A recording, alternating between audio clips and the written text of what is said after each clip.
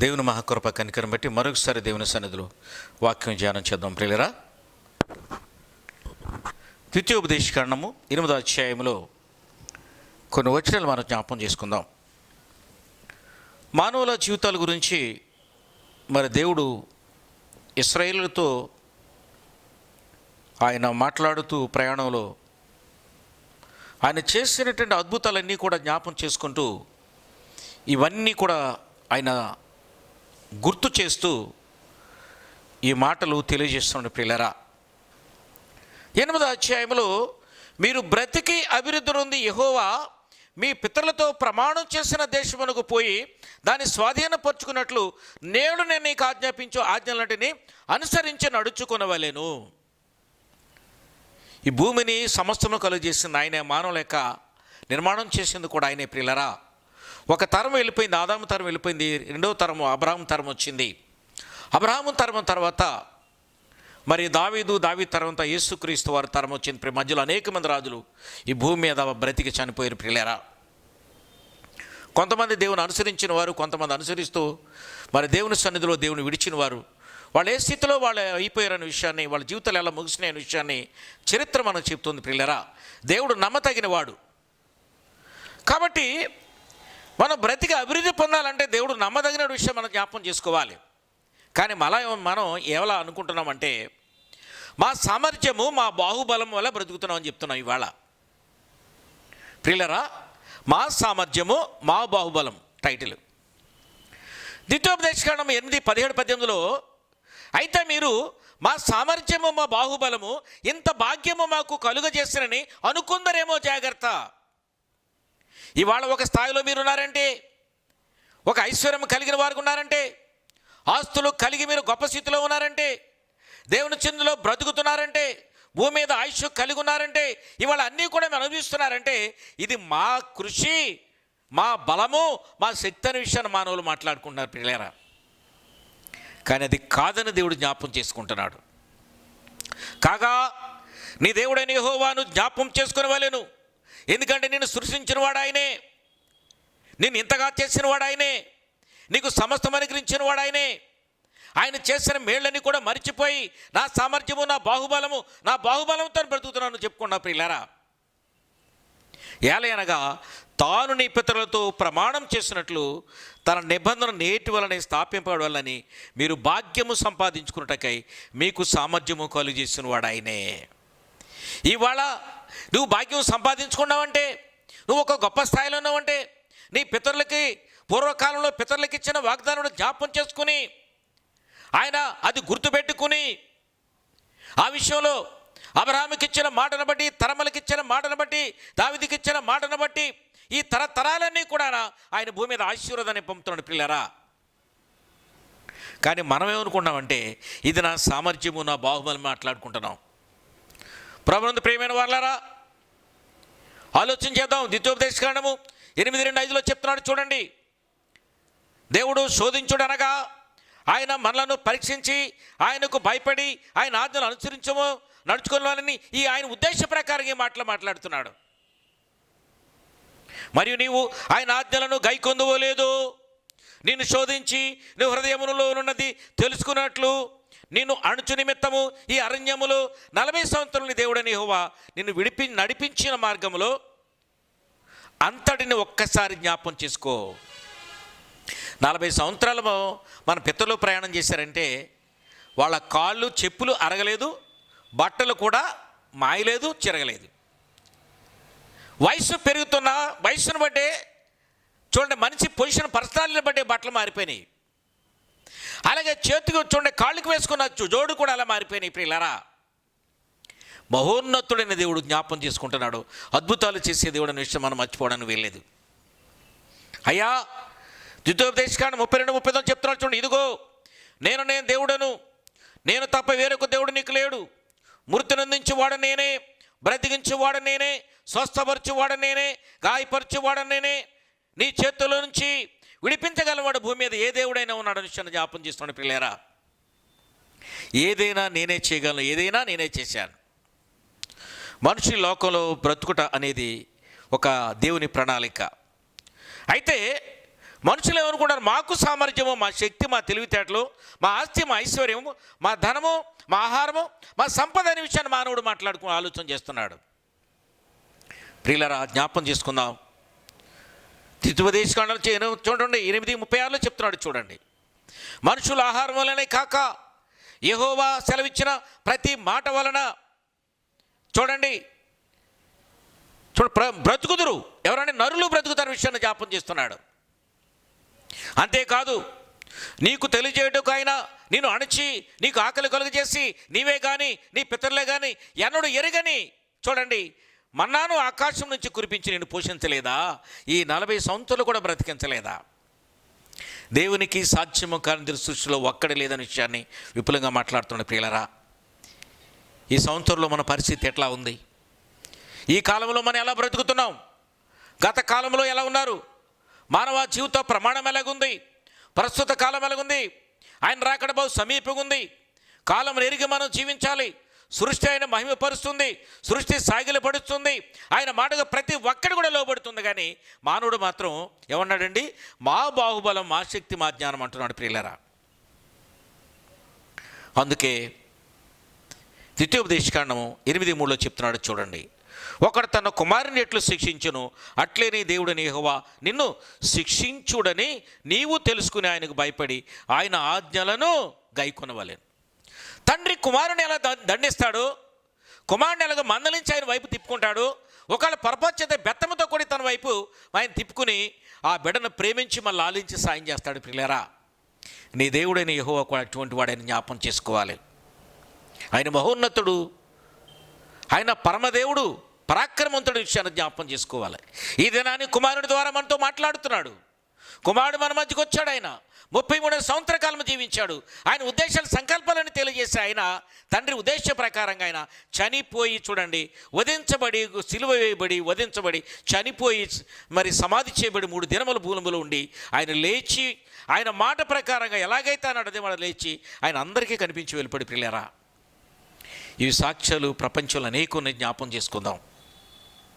ఆయన విజ్ఞాపన చేస్తున్నాడు వెళుతూ, పరిశుద్ధాత్మను మనకిచ్చాడు. ప్రియులారా, మన కష్టాల్లో, మన శ్రమలోను, మన సామర్థ్యంలోనూ కూడా ప్రభువా నీ వల్లే కలిగింది నాయన, నీ ఆధీనంలో బ్రతుకున్నట్లుగా మమ్మల్ని నడిపించమని ప్రార్థన చేస్తున్నాం మనం.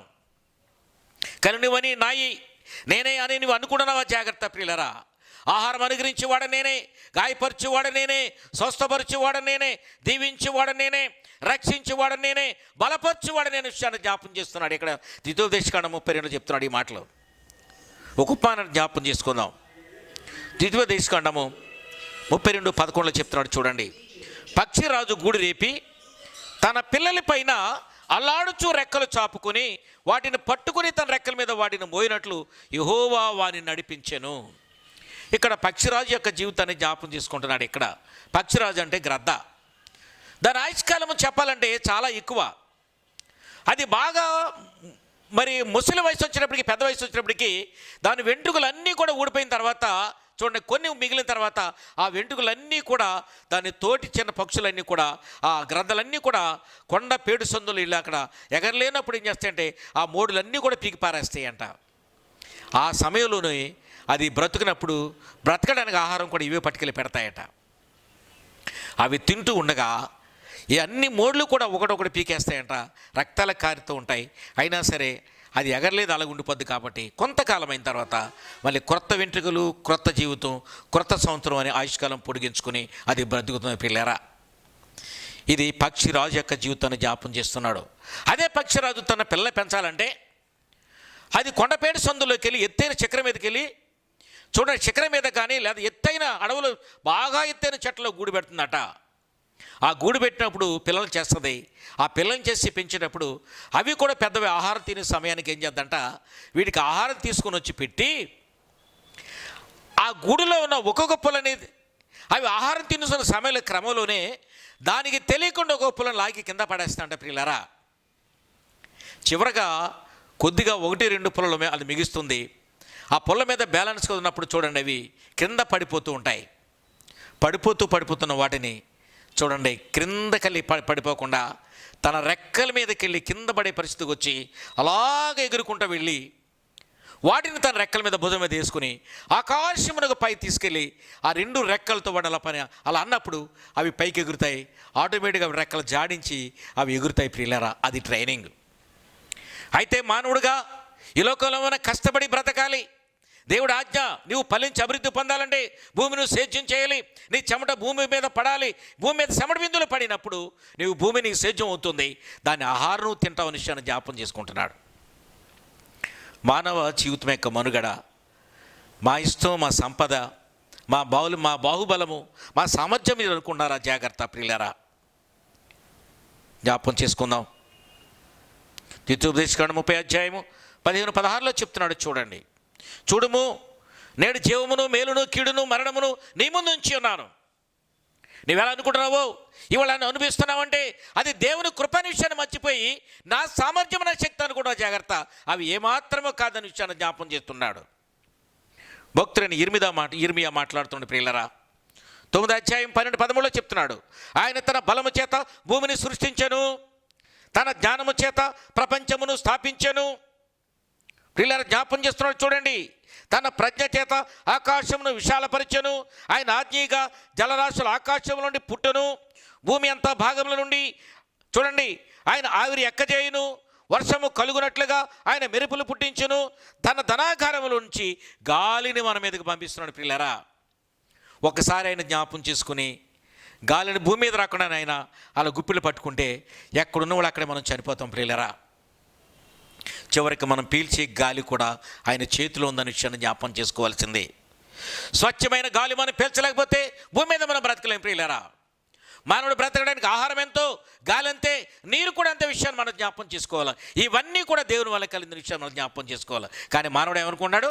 నా సామర్థ్యము, మా బాహుబలం చెప్పుకున్నాం. ప్రియులారా, ఇవాళ నీకు స్థితిలో నువ్వు అన్నావంటే, ఇవాళ మంచి పొజిషన్లో కలిగి నేను అనుకున్నావా? జాగ్రత్త ప్రియులారా.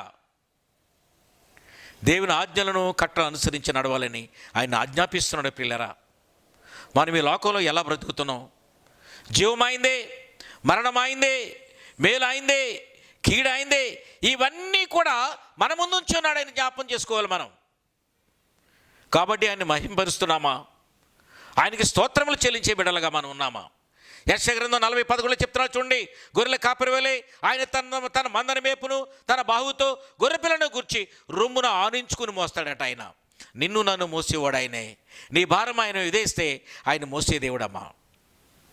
నీవురా, నీ వ్యాజ్యము నాకు వినిపించము, మనం కూడి వాదింతము, నీవు నీతిమంతునిగా తీర్చమని నీ వ్యాజ్యము నాకు వినిపిస్తే నీ పాపాలన్నీ కూడా కొట్టివేస్తానని చెప్తున్నాడు. ప్రియులారా, యెహెజ్కేలు గ్రంథంలో మాట్లాడుతున్నాడు. చూడండి, 34:14-15 చెప్తున్నాడు. నేను మంచి మేతగల చోటున వాటిని మేపుదును, గొర్రెలను ఇశ్రాయేలులకు ఉన్న స్థలం మీద వాటికి తోలుకుని పోయి వాటికి దొడ్డి ఏర్పాటు చేస్తాను. అక్కడ మంచి దొడ్డిలో అవి పండుకుంటాయి. ఇశ్రాయేలు పర్వతం మీద మేపి అక్కడ పరుండు పెడతాను విషయాన్ని జ్ఞాపం చేస్తున్నాడు. రక్షణ ఎక్కడుంది? ఆయన దగ్గరే ఉంది. కుమారుడైన యేసుక్రీస్తులాగా పంపించాడు ఆయన. నువ్వు ఎంత ప్రయాసపడినా, ఎన్ని ఇబ్బందులు కలిగినా ఈ లోకంలో బ్రతకాలంటే నువ్వు ఆయన సన్నిధికి వచ్చినట్లయితే నిన్ను ఎక్కడికండి? ఇశ్రాయేలు అనేటువంటి పర్వతమే తీసుకుని పోతాడట. ప్రియులారా, అక్కడ నీకు మంచి మేత పెట్టి అక్కడ నేను తృప్తిపరుస్తాడట. ప్రియులారా, నేను గొర్రెల మంచి కాపనని చెప్తున్నాడు. కానీ నువ్వేమనుకుంటున్నావు? గొర్రెలు పోవు ద్వారము నేనే, నా ద్వారానేరా ఎవడనో మరి తండ్రి దగ్గరికి ఎవడో రాడు. ఆ గొర్రెల దొడ్డిలోకి వెళ్ళాలంటే ఆ మార్గం నేనే, ఆ సత్యము నేనే, ఆ జీవం నేనే. యేసు ప్రభు మాట్లాడుతున్నాడు. ప్రియులారా, యోహాను సువార్తలో మాట్లాడుతున్నాడు. జీవాహారము కూడా నేనే విషయాన్ని జ్ఞాపం చేస్తున్నాడు. మీ పితరు అరణ్యములో మన్నాను తినను చనిపోయారు. ప్రతి వాడు తిని చావుకున్నట్లు పరలోకముడి దిగి వచ్చిన ఆహారము నేనే. ఆయన చనిపోయి తిరిగి లేచి చూడండి బ్రతికి మనకు కనిపించాడు. ప్రియులారా, వెళుతూ పరిశుద్ధాత్మను మనకు అనుగ్రహించి వెళ్ళిపోయాడు. ఇవాళ మానవుడిగా మనం అనుకుంటున్నాం, నేను కష్టపడుకున్నాను, సంపాదించుకున్నాను, ఇది నా బలం, నా శక్తి అనుకున్న. జాగ్రత్త. ఆరోగ్యం ఇచ్చింది ఆయనే, ఆయుష్ ఇచ్చింది ఆయనే, బలం ఇచ్చింది ఆయనే, జ్ఞానం ఇచ్చింది ఆయనే, నువ్వు పని చేయడానికి సామర్థ్యం కలుగు చేసిన వాడు ఆయనే, నీకు సమస్త కూడా క్షేమంగా ఉంచింది ఆయన విషయాన్ని నువ్వు జ్ఞాపం చేసుకుంటున్నావా? మీ హృదయాలు కలవరపడుతున్నాయి.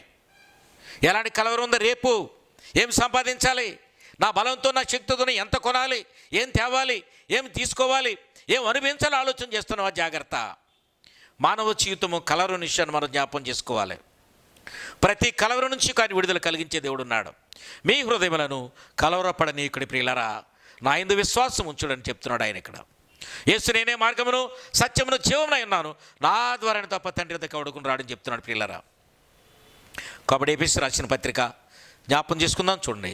2:4 అయినను దేవుడు కరుణా సంపన్నుడుండి మన అపరాధముల చేతను పాపముల చేతను చచ్చిన వారి ఉన్నప్పుడు మన ఎడల తను చూపిన మహాప్రేమ చేత మన క్రీస్తులు కూడా బ్రతికించాడు ప్రియులారా.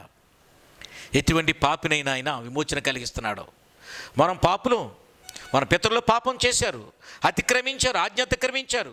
ఆ వంశ క్రమంలో మనం వస్తున్నాం కాబట్టి మనము కూడా పాపల విషయాన్ని జ్ఞాపం చేసుకుంటూ మన తండ్రులు మన పితరులు చేసిన పాపను ఆయన సన్నిధిలో ఒప్పుకుంటే ఆయన మనల్ని కనుకరించేవాడు, క్షమించేవాడు, ఆశీర్వదించేవాడు. నీకు సంపాదించుకోవడానికి శక్తినిచ్చేది ఆయనే, నువ్వు గొప్పడవడానికి బలం ఇచ్చేది కూడా ఆయనే, నీ చుట్టూ పరిసరాన్ని కూడా క్షేమంగా ఉంచేది కూడా ఆయన విషయాన్ని జ్ఞాపం చేసుకుంటున్నావా? నీవు సంపాదించిన అనిపించాలంటే అది దేవుని కృప అనే విషయాన్ని జ్ఞాపం చేసుకోవాలి. అంతేకాదు నీవు సంపాదించిన ఆహారం భుజించాలంట దేవుడు అనుమతిస్తే నువ్వు భోజనం చేయగల ప్రియులరా. ప్రసంగి 2:24 చెప్తున్నాడు ప్రియులరా. ఆయన సెలవు లేక భోజనం చేసి సంతోషించాడు. ఎవరికి సామర్థ్యము, ఎవరికి సాధ్యము? మన వల్ల అవుతుందా? ఆయన అనుమతిస్తేనే భోజనం చేయగలం, ఆయన అనుమతిస్తేనే బ్రతకల విషయాన్ని మనం జ్ఞాపం చేసుకోవాలి. దానియేలు గ్రంథం 9:15 చెప్తున్నాడు చూడండి. ప్రభువా మా దేవా, నీవు మా దేవుడు నాయన, నీ బాహుబలం వలన నీ పితరులను తండ్రి జన్మలను ఐగుప్తులో నుండి రప్పించడం వలన ఇప్పటి వరకు నీ నామను ఘనత తెచ్చుకున్నావు తండ్రి. మా పితరులందరినీ కూడా తండ్రి ఐగుప్తు నుంచి క్షేమంగా తీసుకొచ్చావు నాయన. ఇది నాయన కేవలం మీ బాహుబలమే తండ్రి, మీ గొప్పతనమే తండ్రి. మా శక్తి కానీ మా జ్ఞానం కానీ మాది ఏది కాదని విషయాన్ని దైవజనుడు ప్రవక్త దానియేలు ప్రార్థన చేస్తున్నాడు ప్రియులరా. నీ గొప్ప కనికరములు బట్టి నాయన మేము చెల్లించి బ్రతుకుచున్నాము తండ్రి.